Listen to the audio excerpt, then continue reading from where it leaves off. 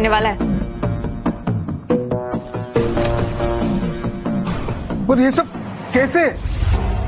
हाँ, तूने कहा तो था इसका कोई कंपटीटर है, पर ये चमत्कार कैसे? राहुल की वजह से, उसी की वजह से हमें ये प्रोजेक्ट मिला है। राहुल को देखो, दोस्त होकर भी इतना काम आता है, और इसे देखो, हस्बैंड है कि इस घर का बोझ है, इसे देख के समझ में। मैं डिनर प्रिपेयर कर देता हूँ।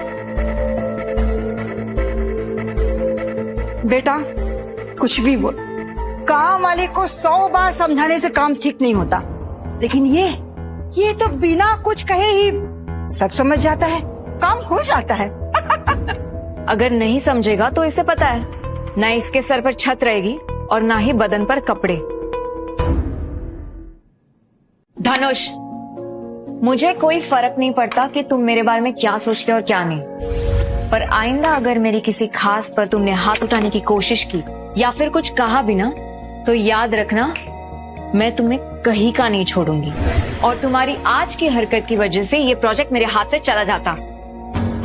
तुम्हें लगता है तुम्हें ये प्रोजेक्ट राहुल की वजह से मिला? तुम्हें क्या लगता है कि राहुल की इस कंपनी में क्या हैसियत है कि उसके बोलने पे नीरव तुम्हें ये प्रोजेक्ट दे देगा? वो सिर्फ नीरव का भतीजा है जो पिछले 3 साल से देश से बाहर था। हाँ, मैंने भी यही सोचा था कि वो नहीं हो सकता, पर अगर राहुल नहीं है तो मुझे कौन रेकमेंड करेगा? क्योंकि हेल्प तो मैंने सिर्फ राहुल से ही मांगी थी और किसी को इसके बारे में कुछ बताया भी नहीं था। तुम्हारी हेल्प करने वाला इस दुनिया में कहीं भी कोई भी हो सकता है, लेकिन एक बात मैं गारंटी से कह सकता हूँ कि वो राहुल तो बिल्कुल नहीं है।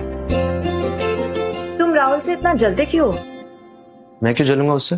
तुम यहाँ मेरे घर में रह रहे हो तो खुद को एक राइसिंग समझने की गलती मत करना।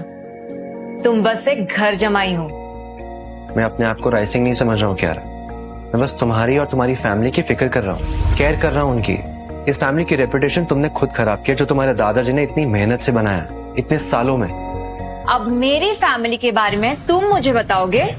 तुम कोई बिजनेसमैन नहीं हो जो मुझे लेक्चर दे सको।